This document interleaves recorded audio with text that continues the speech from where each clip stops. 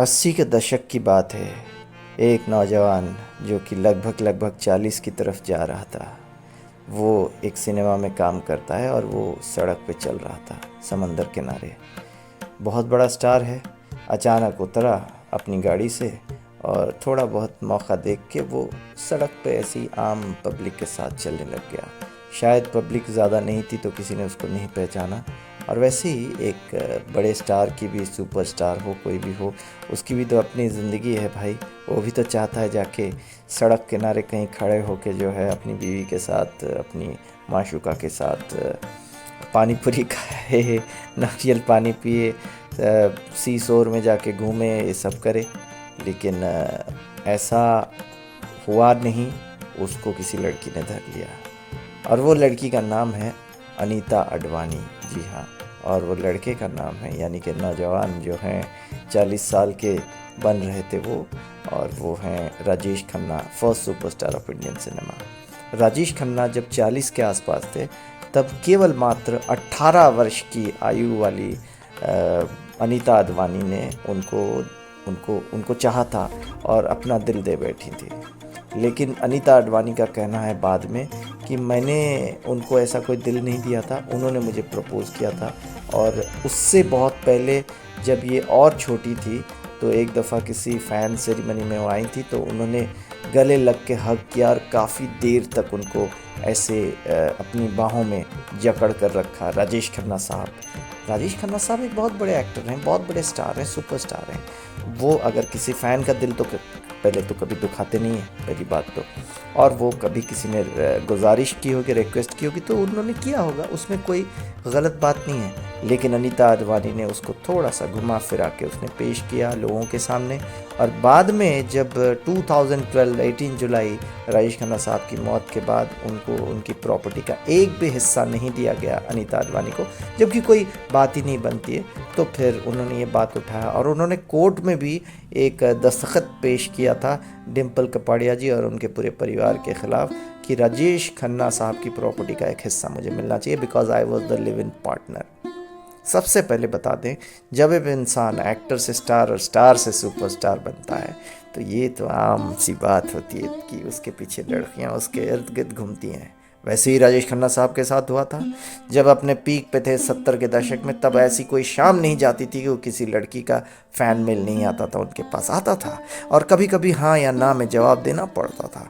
ये इसमें कोई प्रॉब्लम नहीं है और यही तो खासियत है, ये तो दिल है। और राजेश खन्ना ने दिल के बदले में थोड़ा बहुत दिल दिया होगा। लेकिन राजेश खन्ना का कोई अनीता अडवाणी साहिबा के साथ कोई मोहब्बत नहीं थी, माफ़ी चाहता हूँ। लेकिन साथ रहते थे, एक ज़रूरत बन जाती है एक वक्त के बाद। और लेकिन एक रिस्पेक्ट, म्यूचुअल रिस्पेक्ट थी और एक दूसरे का ख्याल रखते थे। और अनीता अडवाणी लिटरली एक लिव इन पार्टनर की तरह उनके घर में 2000 के बाद और 90s में ज़्यादा आने लगी थी और लिटरली 2000 के बाद रहने लगी थी। अनीता अडवाणी एक बहुत बड़े बिज़नेस परिवार की हैं, उन्होंने भी अपने परिवार में स्ट्रगल देखी हैं। लेकिन राजेश खन्ना साहब के साथ भी रहीं। हो सकता है उनको कोई उनकी ज़ाती रिक्वायरमेंट होगी, कोई फाइनेंशियल रिक्वायरमेंट होगी, लेकिन उन्होंने काका जी से बहुत मदद ली और काका जी की भी बड़ी मदद की है। उनको एक हौसला उनका अफजाई किया था जब काका जी बहुत ड्रिंकिंग प्रॉब्लम से गुजर रहे थे, अल्कोहलिज्म, तो उस वक्त भी उनकी मदद की थी। और रियासत करके एक जो फिल्म आई थी और उसमें रियासत में जब काका जी तय कर रहे थे कि मुझे किस तरह का कपड़ा पहनना है, कैसा गेटअप चाहिए, तो बीइंग अ फ़ैन, क्योंकि उनकी एक फ़ैन बहुत बड़ी रही हैं अनीता, तो अनीता उनको मशवरा दे रही थी कि जी ऐसे कपड़े पहने आप पर बड़ा जचेगा, इस तरह से। और काका जी हर जगह पे जब ऐड फिल्म करने गए थे तब भी उनका साथ उन्होंने दिया। और वो काका जी से शादी भी करना चाहती थी, ऐसा कहा गया, लेकिन काका जी ने कहा कि मेरी तो डिवोर्स नहीं हुई, अब मैं क्या शादी करूँगा तुमसे।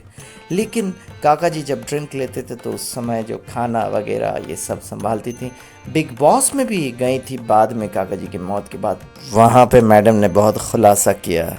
मैडम ने कहा था कि जब वो बेडरूम उनका रहता था, उन्होंने रिन्यूवेशन किया था जब घर का, आशीर्वाद का, तो अनीता जी का आइडिया भी लिया था और साथ में किया था, पैसा खर्च किया था काका जी ने। तो उनको कहा कि बेडरूम के पास किचन रख लो, क्योंकि ड्रिंक करते थे तो साथ में जो है खाना वगैरह चाहिए था। खाने पीने के बड़े शौकीन थे और कहते थे अनीता मेरी प्लेट जो है भरी हुई रहनी चाहिए, डाइनिंग टेबल ख़ास तौर पर, चाहे मैं खाऊं या ना खाऊं। हमेशा चाहते थे कि अकेले रहूं, लेकिन चाहते भी थे उनके कोई ख़ास जो लोग हैं जिनको वो पसंद करते थे वो आएँ, बैठें, खाएं पिएं, ये भी चाहते थे।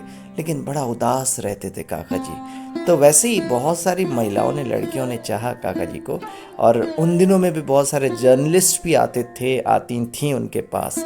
तो Anita Advani one of them definitely, लेकिन सौभाग्यशाली रहीं कि वो काका जी जैसे महान सुपरस्टार, महान इंसान के अंतिम दिनों में, महान इंसान सबसे पहले, उनके अंतिम दिनों में उनका साथ उन्होंने दिया था। ये बड़ा भाग्य है उनका। हाँ, वो तो करवा चौथ भी रखती थी, ऐसा उन्होंने अदालत में बताया, और 2003 से करवा चौथ रख रही हैं, ऐसा उन्होंने कहा। अनीता आडवाणी की मोहब्बत, लेकिन प्रॉपर्टी का एक भी हिस्सा राजेश खन्ना ने नहीं दिया उनको।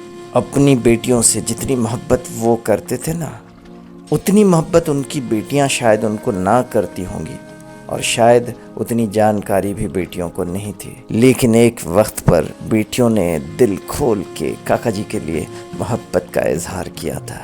आखिर खून तो खून होता है, और आखिरी दिनों में खून तो आ ही गया खून के पास। यही तो समाज का नियम है, और ईश्वर की पुकार और ईश्वर की देन है। काका जी आशीर्वाद में जो रहते थे, उनके ऊपर भी ईश्वर का बड़ा आशीर्वाद था। ऐसे ही काका जी के बारे में एक और दिलचस्प पहलू हम बताएंगे अगले एपिसोड में। आप हमारे साथ जुड़े रहिए। ओम साई राम, जय साईनाथ।